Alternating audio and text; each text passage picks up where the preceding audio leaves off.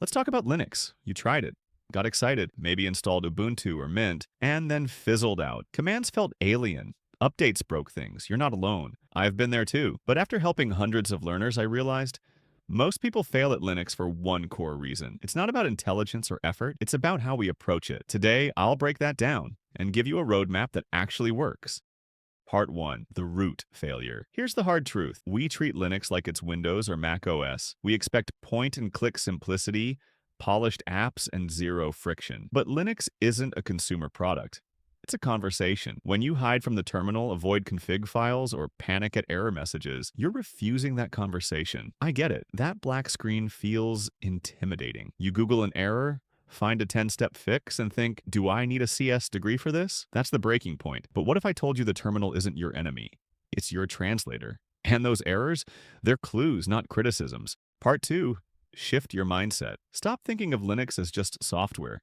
Treat it like learning Spanish or guitar. It's a skill. You wouldn't quit Spanish because verbs confuse you, right? So apply that same patience here. First, stop distro hopping. Like, seriously. Pick one beginner-friendly distro like Ubuntu, Mint, commit to it for at least 3 months. Second, embrace the terminal instead of fearing it. Start with just 5 commands: ls, cd, pwd, cp, and sudo. Use them daily until they're muscle memory. Third, read errors like a detective. When something breaks, and it will, copy-paste that error into a search engine. The solution is out there. This is how you build real fluency, not by avoiding discomfort, but by leaning straight into it.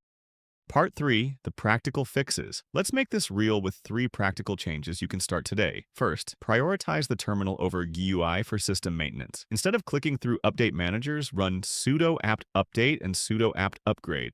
For Debian Yanren Ubuntu, to update your system, install apps using apt or DNF in the terminal rather than app stores. This builds familiarity fast. Second, when facing problems like broken Wi-Fi, break them into micro steps. Don't panic. Just run lspci vertical bar grep network to identify your chipset. These small wins build real confidence. Third, focus on understanding concepts rather than memorizing commands. Know why you use sudo. Part 4. When things break. Here's the reality. Things will break. I've borked my own desktop countless times. It happens to everyone. But here's the secret no one tells you up front. Breakage isn't disaster. It's your best teacher. Instead of immediately reinstalling, boot into recovery mode.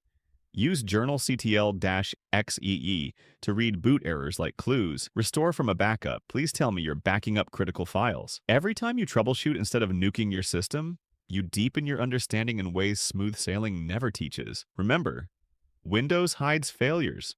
Linux exposes them. That transparency, it's not a flaw. It's a gift that turns you from a passive user into a true problem solver.